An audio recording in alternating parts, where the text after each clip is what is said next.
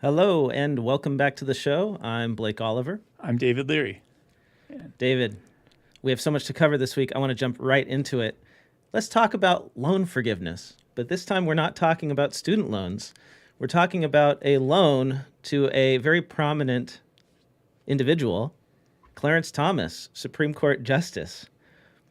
There was a story this past week in the Wall Street Journal about a loan that Clarence Thomas received, $267,230. That's how much money Clarence Thomas borrowed from a friend. And apparently, according to a Senate report, may have never repaid. I just want to, I'm having a hard time with the number here. Like, just got a $230,000 from a friend? So did you ever see the 60 Minutes report on Clarence Thomas where he's driving around the country in a luxury motorhome? Did you know this about him? I think this is actually one of the most endearing things about Clarence Thomas, is that his favorite thing in life is driving around America in this big RV with his wife, and they go and they talk to normal Americans, right? They hang out in Walmart parking lots. I think I remember something about like sleeping in the Walmart parking lots in the RV. Like, I feel like I've in my brain. Okay, gotcha. Yeah. Now, it's not quite what an average American would experience, because this RV, when it was purchased in 1999, was worth today about $500,000. So this is a luxury apartment on wheels. It's what I aspire to someday, David. This is my goal in life, is I want to make enough money where I can just buy one of these things. Does he have a driver, or does he drive it? He drives it. And on the 60 Minute report, he's driving around, Cool. and they talked to him about this experience. But anyway, the question is, where did he get this RV? On a Supreme Court salary, because that's a lot of money for a Supreme Court justice. I don't have offhand what they make, but I don't think it's nearly $500,000 a year.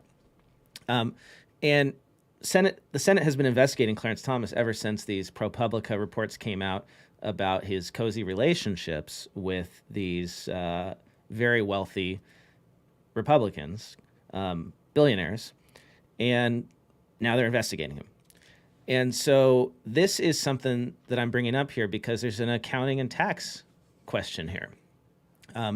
So the Senate is suggesting that Clarence Thomas never repaid this $250,000 loan he received from Anthony Welters, a friend and fellow figure in the Black conservative movement. And it looks like he may have made one or more interest payments, and then at a certain point, the loan was forgiven. Anthony Welters just forgave the loan. And you might think, okay, well, whatever, right? No big deal. Well, here's where it gets tricky, and here's where Clarence Thomas could get in trouble. Loan forgiveness, according to the Internal Revenue Service, is income, because all income is reportable unless it is specifically excluded.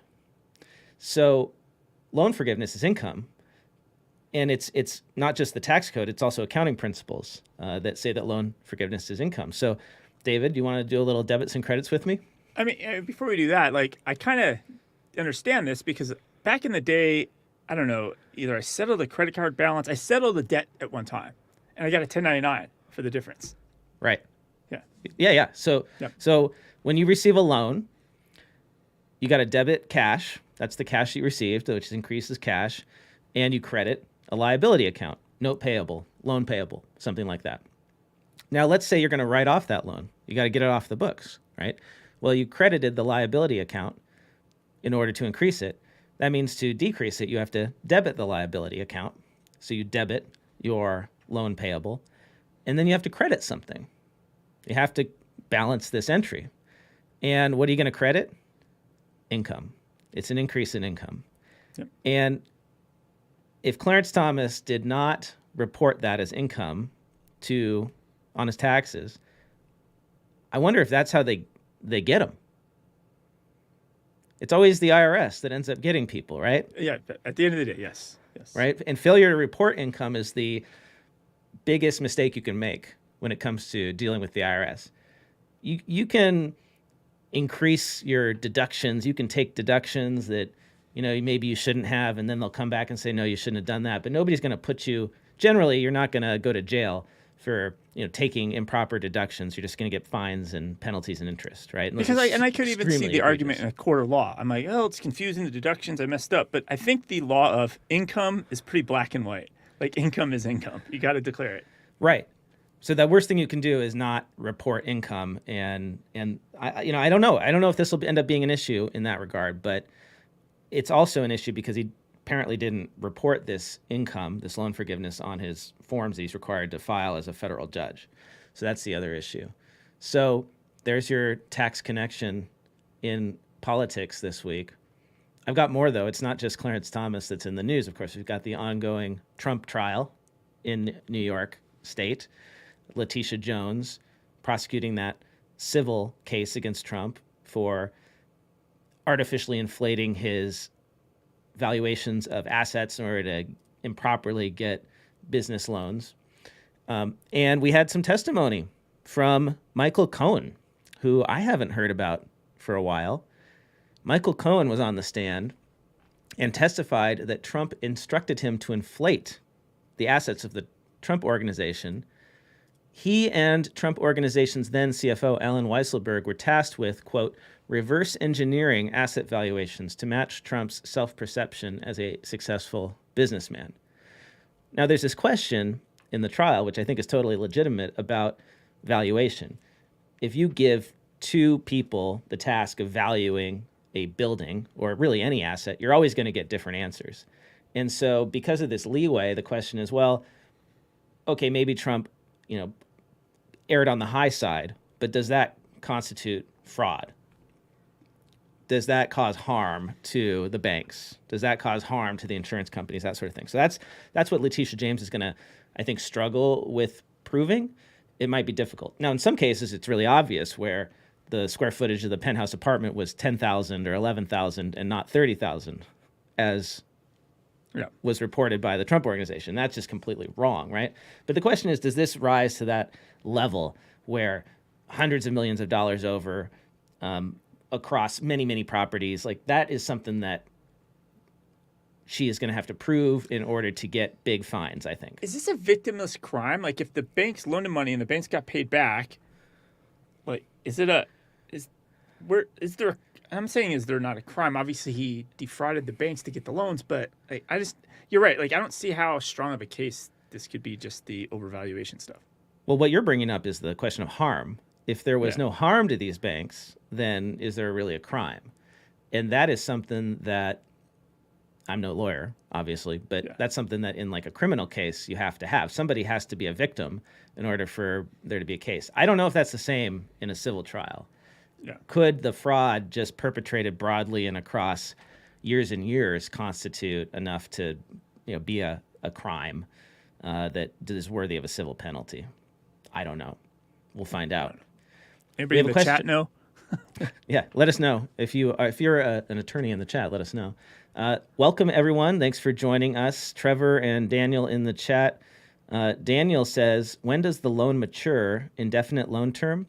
So that's a good question. This goes back to that Clarence Thomas loan. So the loan had a term of some years. I don't remember exactly how many. And it was interest only. And then after that, there was going to be some sort of balloon payment. And at some point during those interest-only payments, the principal on the loan was forgiven completely. So Clarence Thomas, apparently, according to what we know from the Senate report, did not pay back the principal on this loan. Only made some interest payments, and we don't know how many of those he made.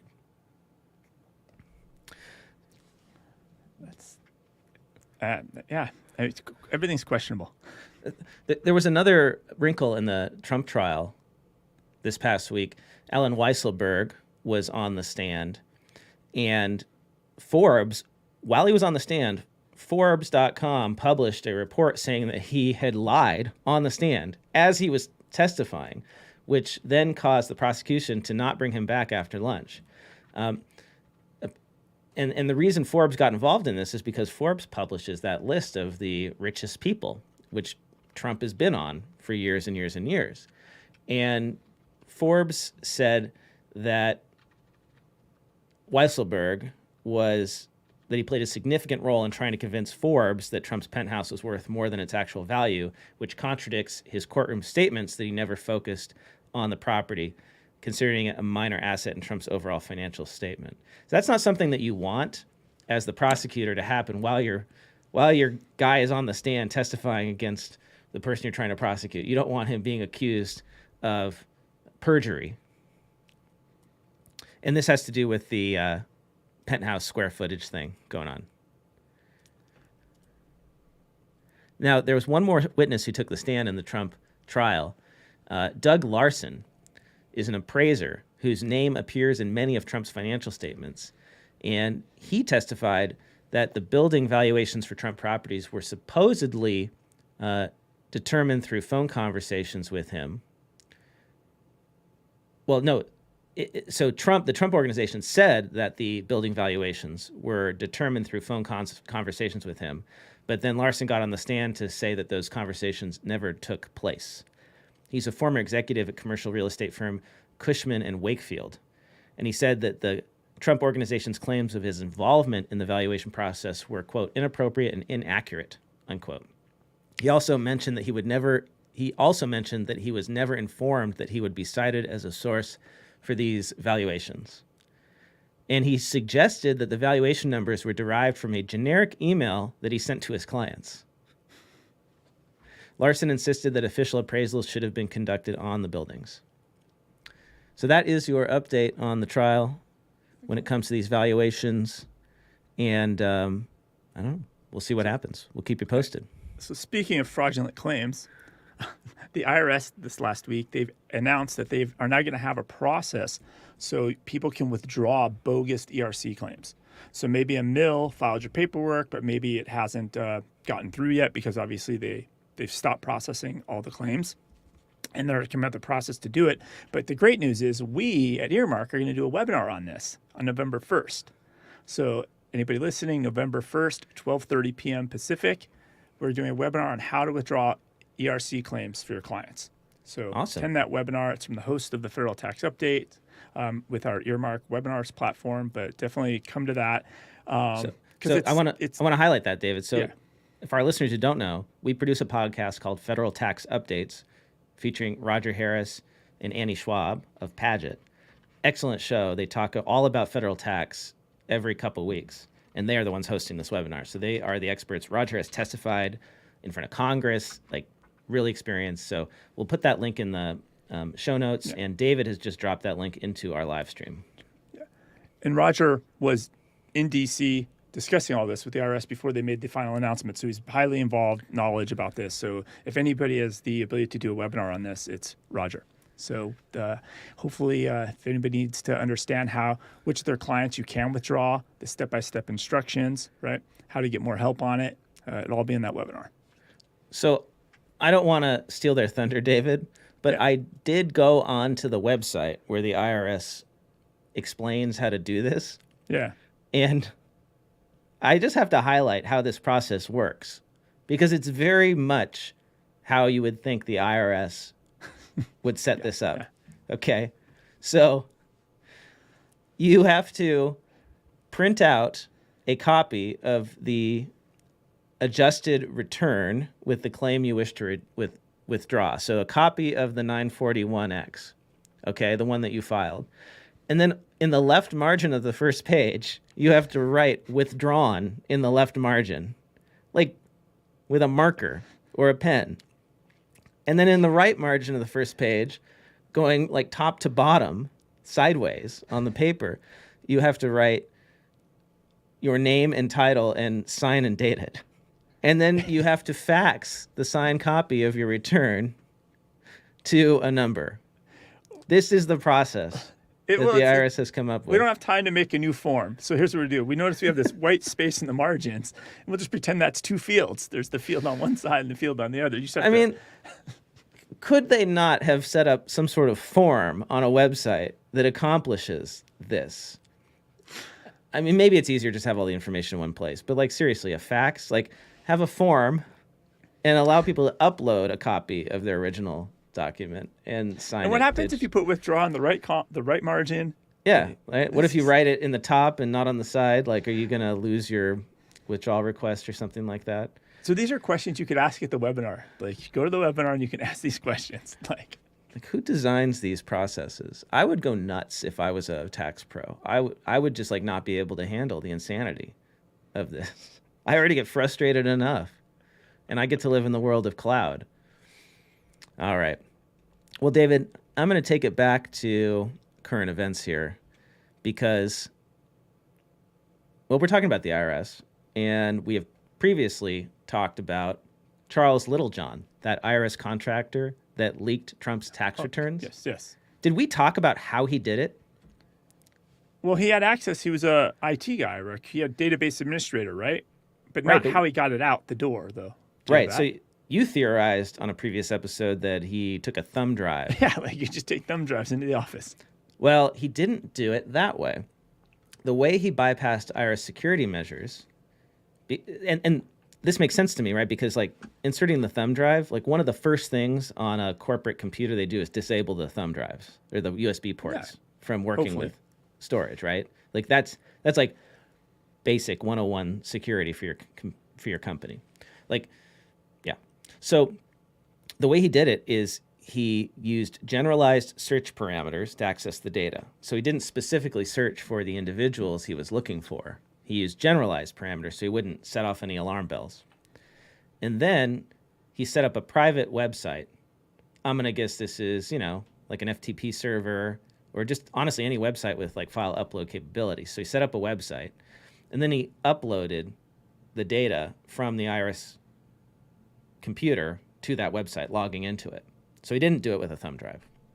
And I guess the IRS protocols didn't anticipate somebody doing that or monitoring large data transfers going to an external website. I mean, that's like level 2 kind of, but they apparently didn't have that at the IRS. So then after he had the data on his personal website, he downloaded it to storage devices on his personal computer. And then he contacted the media outlets like ProPublica, New York Times, all that, and sent the thumb drives to them. And then he deleted this website that he had. So that's how he tried to cover his tracks. But I guess, you can never completely cover your tracks. Deleted. Nothing is ever really deleted. So that's how he did it. So if you are in an organization where you're concerned about people stealing information, that's a way they can do it.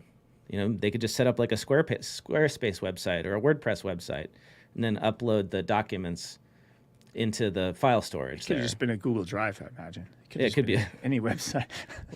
Well, they said specifically a private website he controlled. So I'm going to guess he had something, because you can disable like Google Drive. So for instance, we've tried sending documents to large accounting firms or like video files, right?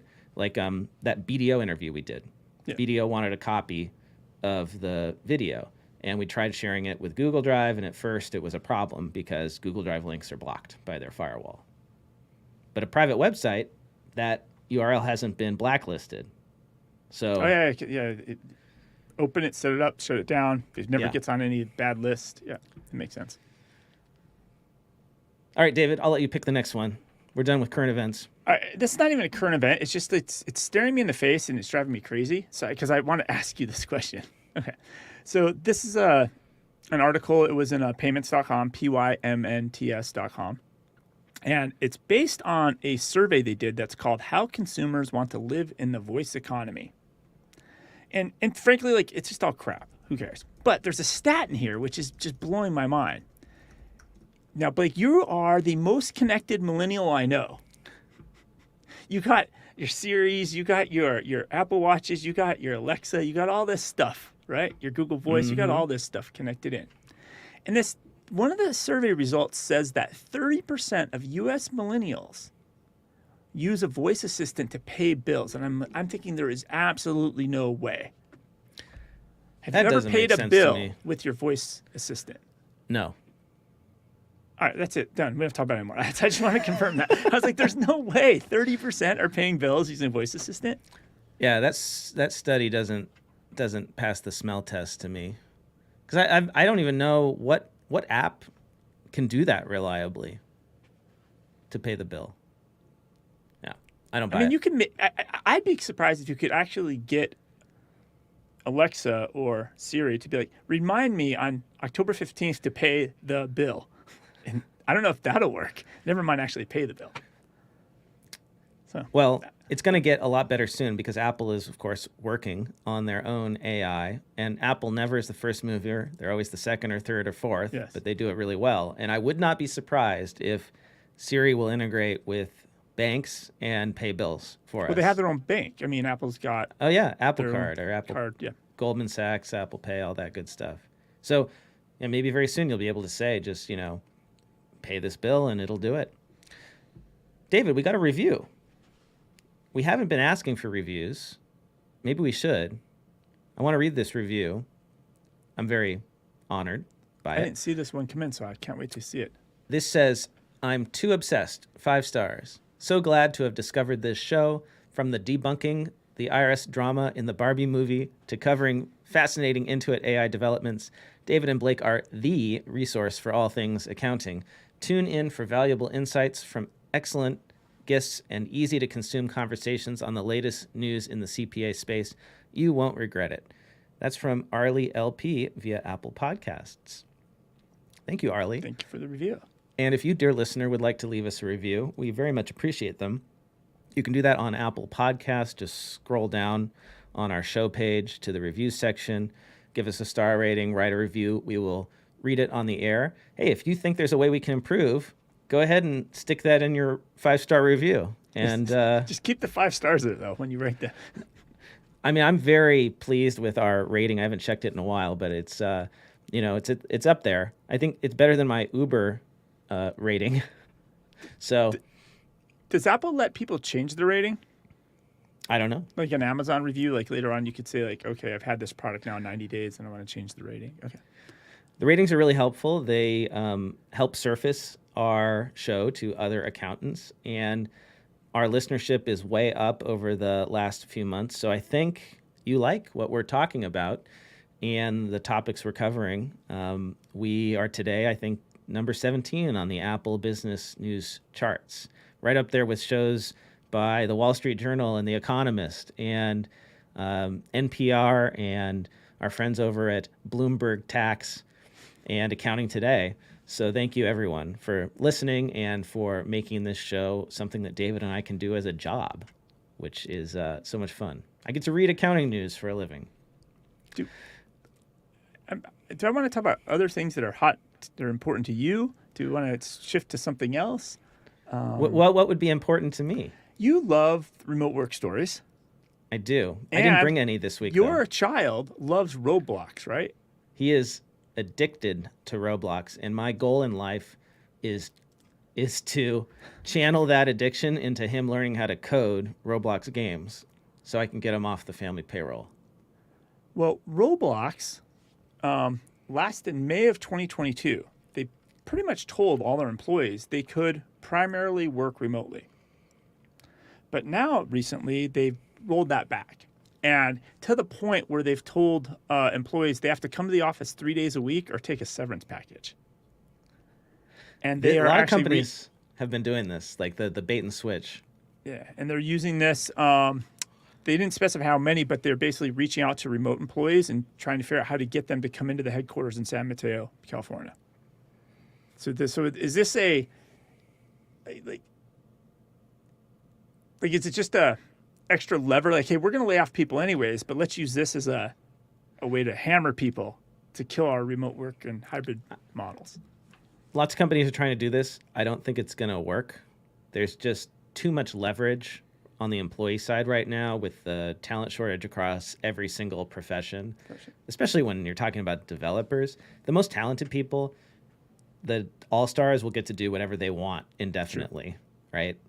And they even say this in some of these press releases. They say, if certain exemptions will be made for certain employees, and obviously the people who are really critical will not have to go into the office. And the whole trend the last few weeks, the thing I've been hearing about is this coffee badging thing. Have you heard about that, David? Coffee badging? No. So your company mandates that you come into the office a few days a week, and usually the way they do that is by tracking your badge scan when you go in through security. Because any company of a certain size now, they use these RFID badges to get people access into the building. Yep. And you scan it. And they have records of this. So how do you enforce a return to office policy when you can't actually watch everybody? You just check their badge scans. So I have to go in and scan once a week or 2 times a week or whatever. And so employees are gaming the system. They're going in after the rush hour, midday. They're scanning in. They're hanging out for a few hours, having coffee, chatting with coworkers, and then heading home before traffic builds. They're just doing all the great parts of working in an office.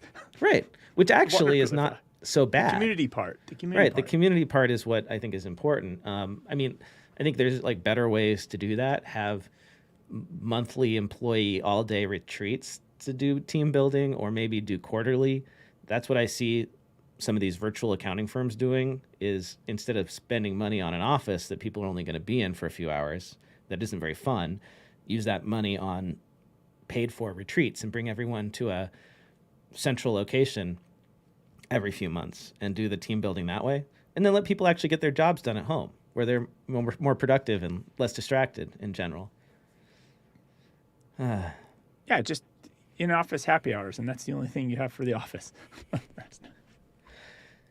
Hey, Tino, welcome back to the live stream. Tino says, my day job is working remotely for the National Cemetery Administration as of September 2023. I absolutely love it.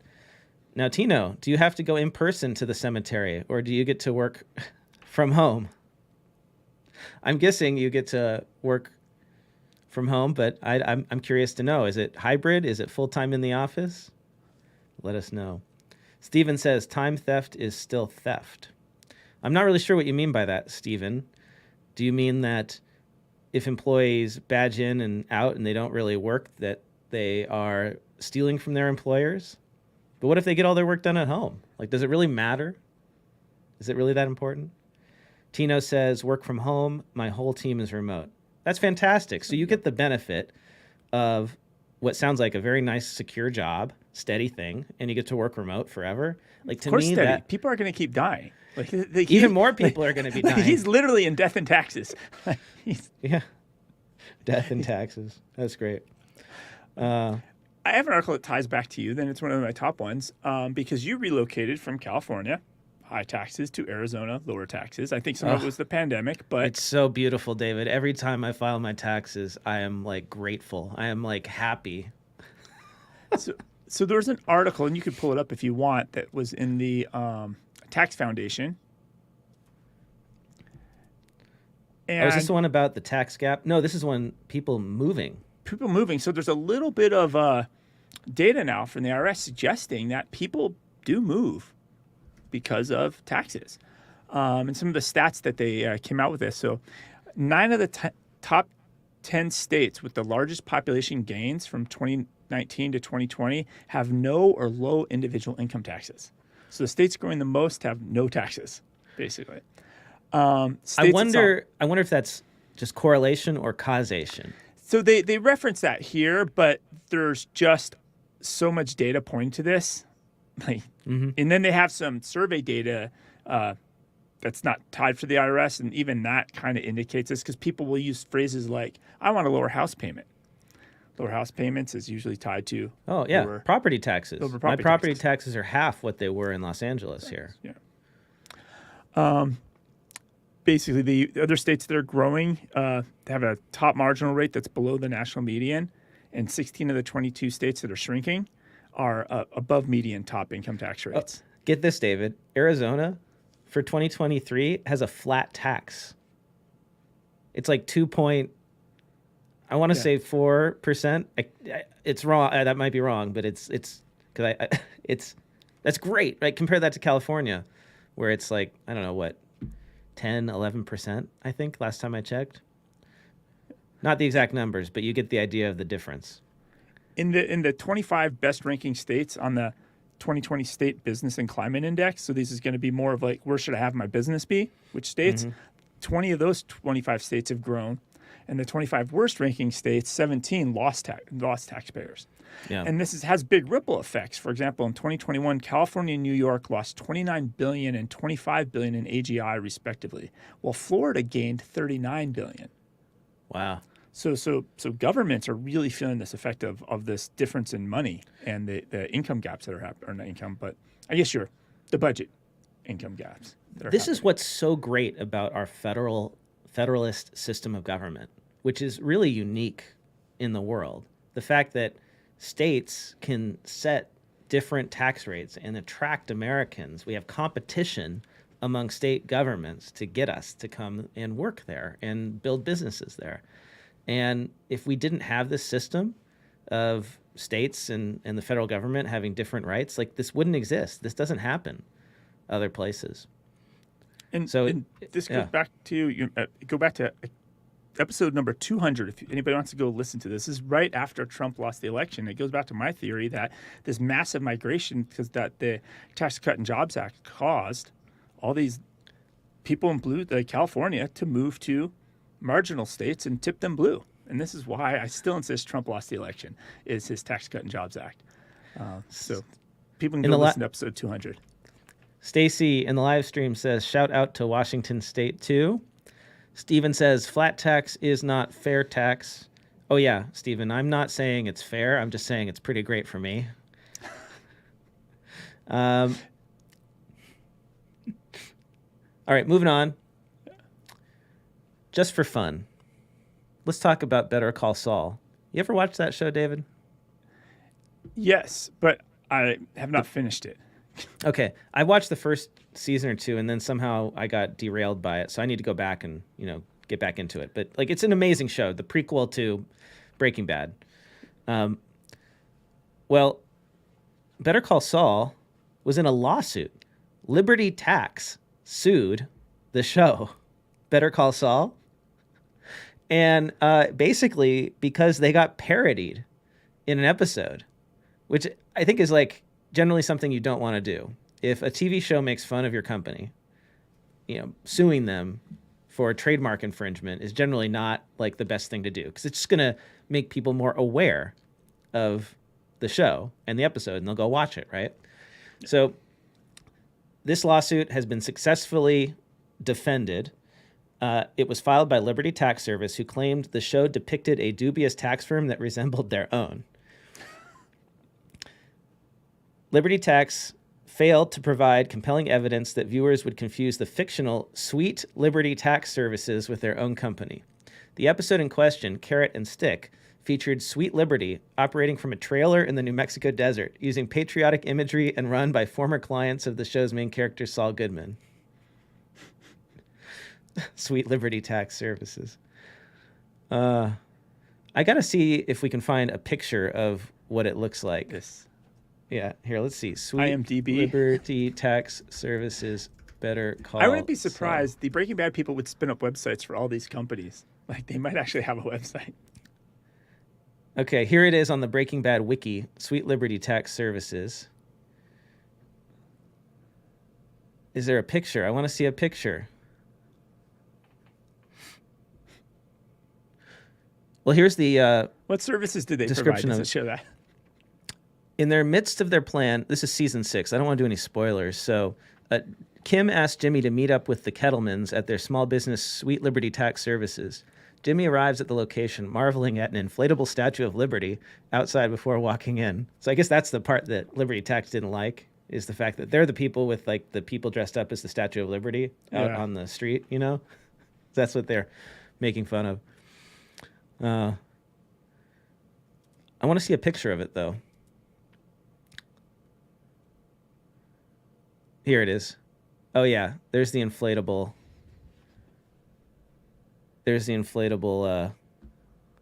I could see how. It's too nice to be Liberty Tax. It's a strip mall storefront. It says Liberty Tax. It actually, wait, that is a Liberty Tax. That's a real Liberty Tax. Okay, here's the fake Liberty Tax. Oh. Up here. I got mixed up, honestly. That's a big stretch. Yeah. So just the fact that they used the that they use the word liberty and then they use the inflatable Statue of Liberty. That's pretty funny. All right, what's next, David? What else do we have? Or just a quick note that everybody should note, if you have clients that are at Chase Bank, Chase is they're changing their security for account verification. So in theory, all bank feeds are going to break across all your QuickBooks clients and probably your Xero clients and anywhere else they're connected to Chase. And this is for their merchant services, Chase Payroll, all those bank accounts that you might have connected through. You're going to have to reconnect between now and end of November. And this is an article that was in Insightful Accountant from Bill Murphy. So just be aware that your clients might start having disconnects. Another headache. Yes. We're going to QuickBooks Connect next month. It's actually coming up real soon, in a couple of weeks, right, David? It's sooner than we think, yes. That's going to be in Las Vegas at the Aria. And so this story caught my attention. Crazy embezzlement case at Aria Las Vegas. Hotel manager refunds $770,000 to his debit card. It's a pretty simple embezzlement case where this hotel manager, instead of refunding customers to their credit cards, simply put in their own debit card number and got up to $770,000 on their own debit card before anyone noticed. And how much time or when did this take place? Let's see. The individual drew suspicion from a coworker after living it up a little too large. So it must have been for quite a while, right? And it's funny, that is how people get caught. If you're going to do fraud, don't go out and buy the expensive car and take the trips and like that. You show the money and you get caught. This is like, anyone who's watched The Wire knows you don't show the money, right? And of course, this is the sort of thing where there's going to be a trail, right? Like, people who do this don't really think ahead, do they? Most fraudsters don't really think ahead. So let's see the details here. The defendant was an operations manager at the hotel, had the authority to issue refunds for reservations and customer satisfaction. Apparently, we're talking some lacking internal controls here. The amount of refunds he processed is 209 with a combined total of $773,000. So it was about $3,700 per refund. And the refunds were placed into his personal checking account, always using the same debit card. And the defendant lived a very flashy lifestyle that drew attention. So I'm guessing that it went on for a while because the people who are receiving these large refunds, maybe they were wealthier, and so they didn't notice if they never got the refund. Like, how do you deal with that, right? If I didn't get my refund as a customer, I'd be calling in and wondering, and you'd think that would have caused him to get caught. But that's not what got him to get caught. Well, sometimes, there's probably some due diligence people that are on top of these things, but sometimes you assume the guy, oh, I issued your refund. Oh, thanks. And then I move on with my life and I never checked if the refund came or not. Yeah. I find articles like that always kind of funny. I've always felt like this is true with banks too. They always will cover in the news when like an armed robber robs $2,000 from a bank. But if there's like some hack and like millions are stolen, they're never going to put that on the news. They don't want people to cause a panic. And I think it's funny that Aria is part of MGM Grand. This article comes out about this guy stealing $700,000, whoop-de-doo, when they've been losing millions and millions and millions. And who knows if they even paid for the ransomware to get unhacked. They were completely ransomwared up. But, in the grand scheme, like this guy barely did anything to that hotel. All right, let's talk about other organizations that lack internal controls. Let's talk about the Maryland Health Department. According to an article in the Washington Post, an audit of the Maryland Department of Health revealed that the organization, the department, failed to properly track federal reimbursements during the pandemic, resulting in over $1 billion in unaccounted funds. $1.4 billion is unaccounted for. Now, that doesn't mean that Maryland didn't receive the funds from the federal government or that the funds have gone missing necessarily, that they were embezzled.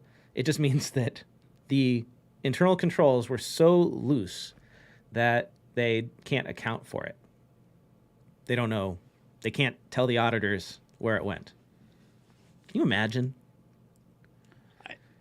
I kind of can imagine. I can even paint a picture a little bit of the city of Baltimore's finance problems, which happens to be in Maryland. But Okay. I'll let you finish first. But. No, that's really all I got. I mean, other than saying that the governor, Wes Moore, expressed significant concerns about the financial documentation handling at the Department of Health during the previous administration. So it was during the previous administration. So the current administration saying it's not our fault. Yeah. So we talked about Workday a couple weeks back, and then because of this, you once you start like bucketing or liking articles or looking at articles, they surface more and more, right? It's kind of so. And well, for those who didn't hear that story about Workday, the summary is that was it Iowa, the state of Iowa? State of Iowa could not produce their financials because of Workday. Because the universities rolled out Workday and it's been a botched rollout. State of Ohio University, they've had issues. Iowa Ohio University State, or Ohio? Ohio State as well. They pulled back on their rollout. Different, so a lot of schools are having problems with this. But what's interesting, I'm finding with this research, what's great about these ERP rollouts for schools and cities and governments, you get to see it all. Like it's all public. Like you don't know about rollouts, ERP rollouts that fail with companies, private companies or corporations, right? But all these, it's all made public, right? The problems. So anyways, we'll get back to the city of Baltimore. So it's funny, there was an article from early October, so October 11th, about how they owe a lot of people money. So this is on the AP side. We owe people money, but, we're getting it paid. And they're claiming that their transition to Workday is helping them get through this backlog of money that they owe people. And the city peaked in 2020 with more than 4,000 late invoices, defined as over 30 days late. But now they've decreased that to half of that. And another part of this article mentioned that it was the city spending board approved the switch to the new system with more than $13.5 million contract that would run from 2019 to 2024. So they had to shell out, $13.5 million for this. Well, yesterday, or day before yesterday, 2 days ago, there's different news articles coming out now about how they have a growing collections problem. And they wrote off $45 million in bad debts. And they blamed Workday for this third botched rollout of Workday.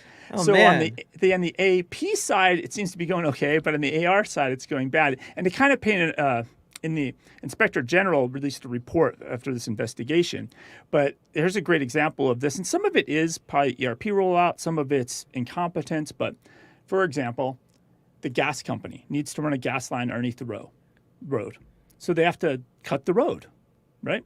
You need a permit to do that. Well, these permits, they didn't have a way to get these permits into the system to properly track and bill.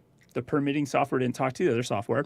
And then on top of that, Baltimore Gas and Electric, they had a policy that you have to email us invoices. And the accounting department, this is the BAPS, which is the Baltimore Accounting and Payroll System, they were manually mailing them invoices. So of course they weren't getting paid. And so this added up after so many years, and the statute of limitations, they're just having to write off all this debt over and over again, all over the place. And a lot of it is these systems aren't working together. But she flat out called out some of it is the new system of Workday. Some of it's sometimes they send it to the wrong contractors that weren't even on the permit. And then some of it's just they're blaming short staffing. But these have real effects. So one of the things that happen is a vendor that supplies calcium oxide, also known as quicklime. Do you know what that's used for? Isn't that used for getting rid of bodies? That's on Breaking Bad. Okay. No, but they need it because it pulls out lead and other contaminants from drinking water. And bills weren't getting paid, and the supplier was not going to provide the city of Baltimore this very needed chemical. Wow. And so these effects of bad accounting, bad bookkeeping, it all just really rolls into real issues. And one of the other things that they had, because they're calling out stacked, these articles start to call out other things. Apparently a few weeks ago, the IG reported that the Baltimore City schools failed to collect the retirement contributions from 500 people's paychecks, leaving a $5 million gap. in the general that had to be recouped from general school funds to make up for that retirement thing. So it's just a lot of botched rollouts are bad. And we were at Sweet World and I talked to somebody about Workday, and a top 10 firm rolled out Workday, and they had some issues with time tracking, made it hard to bill clients for their time. Well, Workday is never going to be a sponsor. I think that's what we've established in this episode. Man. Yeah, it's interesting how they're calling out their Workday migrations as a reason for their problems. And you're seeing this a lot, more than I think we should, I guess. I don't know. Well, let's talk about some other embarrassing news. Here's a headline that caught my attention, given the talent crisis and the issue of low starting salaries in accounting. The headline is, accounting firm apologizes for paying trainee below minimum wage. Now, this is in the UK, not in America, thankfully. This is a graduate's experience at KPMG from the University of Manchester. He joined KPMG as an audit associate 4 years ago and worked there for just over a year auditing investment banks. The ex-audit associate left the firm. It was, this is interesting. It says KPMG, but then it says Grant Thornton. So I'm actually not sure which okay, this is Grant Thornton.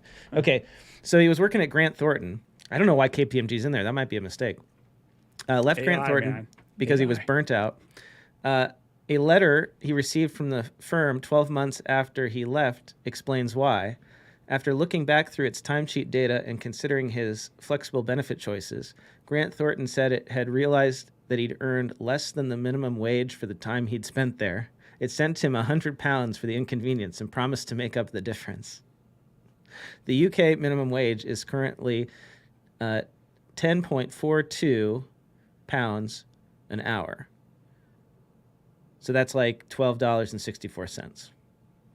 So like, hey, we're sorry we did this. Here's an extra £100, £100, and then we're going to figure out the difference and then eventually get that to you. The fact that they acknowledged it, so he moved on a year later. Did he even know?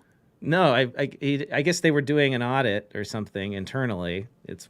I'm just guessing here, and they realized that they had violated the minimum wage law, which you don't want to do as an employer in the UK, I imagine. I bet there are some steep penalties for that, and so they rectified it. But so he's an accountant, though. Yeah, he was an audit associate. Audit associate, which in theory is an accountant. He should be. Can we You would agree hope on this? Yes. So I'm just trying to wrap my head around this.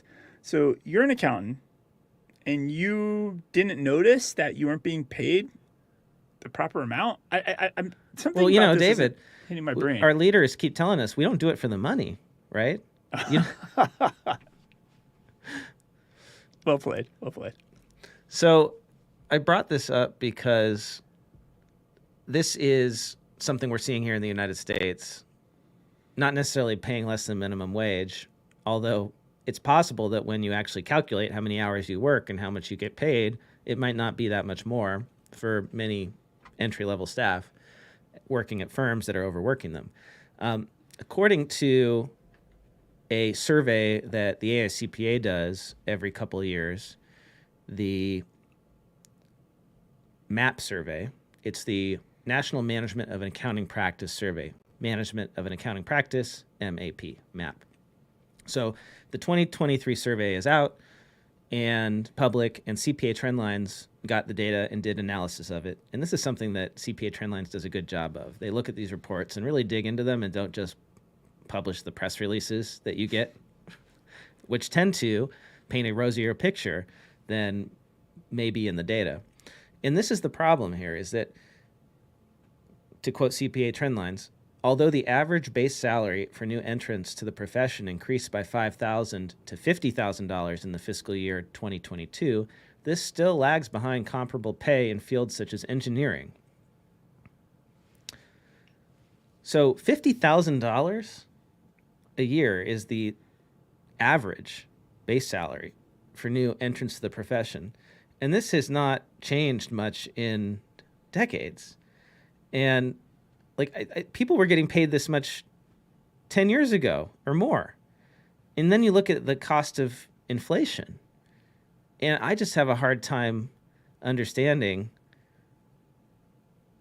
how we attract people into the profession when the starting salaries are that low. Yeah. You know, and the thing is that revenue is up 9.1% from 2022 to 2021. Average compensation for different categories of positions within the profession increased between 5 and 14% compared to fiscal year 2020. The use of value pricing, such as subscription-based services, continued to rise. Hourly billing as a share of revenue has dropped from 70% to 65%. So that is encouraging. 2/3 of firms are using hourly billing, but 1/3 are not. That's amazing. Well, that's starting to hit a decent 1/3 decent amount of people not. And I should correct what I said. It's not 1/3 of firms. It's 1/3 of billings in firms are on a value priced or subscription priced or non-hourly basis, fixed price. So in a typical firm, 2/3 are hourly and 1/3 is not. So there's room to improve there. Median hourly billing rates rose to $159 from $137, a 16% increase. And like I said, there was a median growth rate of 9.1% in net revenue over the previous year, which eclipses the 4.2% growth rate from 2 years ago. But what I don't like about the way they report these numbers is they don't adjust for inflation. And I think you really should adjust for inflation, because in a high inflation environment, obviously revenue is going to go up because inflation, right? Yeah. It's not necessarily actual, like, real growth. So I would love to see these numbers if they were adjusted that way. And we really should be doing that. I don't know why they do that. Net partner compensation, profit on a per partner basis, climbed 9%. From $207,000 to $226,000 in 2022. So partner comp is going up 9%, but then starting salaries, that's not $50,000 on average. And the question is, how do we attract people into the profession if those are the starting salaries? You promise them, look at the salaries partners get. This is why you should join now. Get in now. But you have to wait, on average, 10 to 15 years to become a partner. And that's the other problem, is people don't want to stick around and wait that long when they have a lot of options. I couldn't do it. Well, here's something hopeful about the accounting talent crisis. Purdue University has seen a spike in accounting enrollment. Now, David, you reported a couple weeks ago about some of the efforts they're making. Well, they go tailgating at football games, and I was like, this is a good way to get more accounting students, and they encourage them to, it's 40 existing or 100 existing accountants and 100 accounting students, and they do a big 200-person tailgate, tell them to bring the resumes, meet people in the industry. Now, I was skeptical about that because I'm thinking, accountants are smart. You're not going to get them to become accountants just by doing tailgating. Like that's like the bring it's like Chick-fil-A. slightly. It's like a little bit. That's like a pizza party with alcohol, right? So, but there was a follow-up here in Accounting Today, or I don't know if they did a story on that originally. They did a story on this increase in enrollment, as reported by Purdue. So here are the numbers. Their enrollment in Intermediate Accounting 1 grew from 101 in 2019 to 297 in 2023. That's huge. It's like they tripled it in 4 years. And in Intermediate Accounting 2, they went from 102 to 227. So they've like doubled that. So they're still losing people, obviously, from Intermediate 1 to 2, but like overall, like that's good, right? Like doubling the number of people that have taken Intermediate 2 or that are taking it is great. And their master's program enrollments have like doubled. These are small numbers, obviously. Like their masters went from 18 to 45. But this is being hailed as a model. And something they've done strikes me as actually really, really smart. They have created a new class. And the class is called, let me see if I can find it, Careers in Accounting and Finance. It's required for accounting majors. The course features guest speakers, often Purdue accounting alumni, who discuss the diverse career opportunities that an accounting degree can offer. So it's not just go to Big Four and do audit and do tax. It's, hey, you can go work for a company. You can go work for a small firm. You can do all these cool things. And I really do believe that absent any change to the 150-hour rule or anything like that, like this is the way you get people to want to be accountants, is you show them the non-Big Four path. Let's be honest. The Big Four are the ones that are killing accounting right now because those roles are underpaid, overworked, and really awful work most of the time. Like, it's not great. And the Big Four can't change. They can't figure out how to do it. And so if we funnel people into that meat grinder that is the Big Four, what do we expect? They're going to quit, and they're not going to want to be accountants anymore if that's all they think accounting is. So we got to figure out how to get people to know about all the cool roles in the small firms that you and I talk to all the time, the people that are at QuickBooks Connect. Can't wait to see that. So this is great. I think this is something every accounting program should do. Create a class like Careers in Accounting and Finance and show students all the other options. And of course, they're doing these networking events, Purdue football games. Interestingly, Purdue has also reduced their tuition in recent years to make the extra credit hours for CPA license more affordable.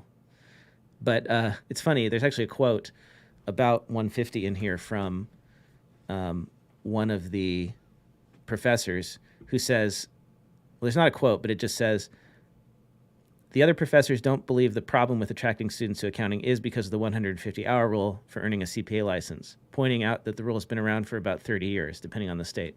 But then they also say that reducing the cost helped to increase enrollment. Yeah. So, you can't have it both ways, right? The 150 is about cost and time. So if reducing the cost helped increase enrollment, it says something about 150. So you said they now have 45 people in their MAC program. Yeah, up from 18. So an article that caught my eye, Seton Hall has now launched a master's program in professional accounting and analytics. And they go on to, how convenient. It comprises of 30 credits, to help them hit their 150-hour rule. It actually, it has that in here, educational requirement. But if you're saying 45, how is a MAC program even viable for a university? How do you hire the professors, pay the professors only for 45 students? How is this a viable business model for a university even? I mean, I don't know. If enrollments are declining, how could you even justify rolling out a new MAC program at a college? You can't. I think a bunch of them will close. Well, Sharon Lassar said that, right?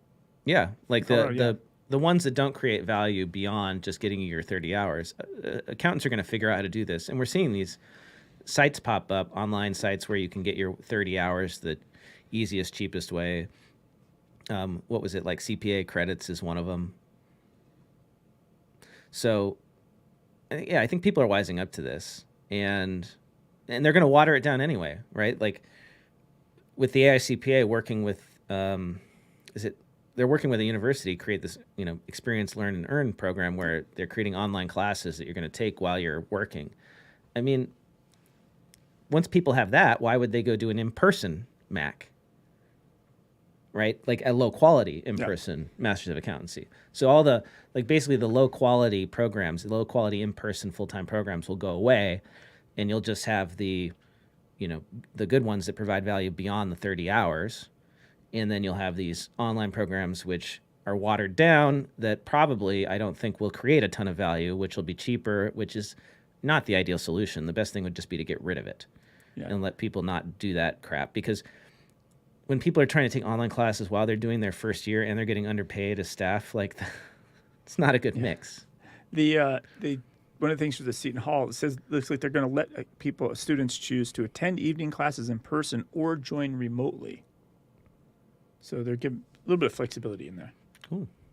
Well, David, that's all the time we've got for this week. If our listeners want to write a review, please help us out. Go do that on Apple Podcasts. You can also send us an email. We are the accounting podcast at earmark.me.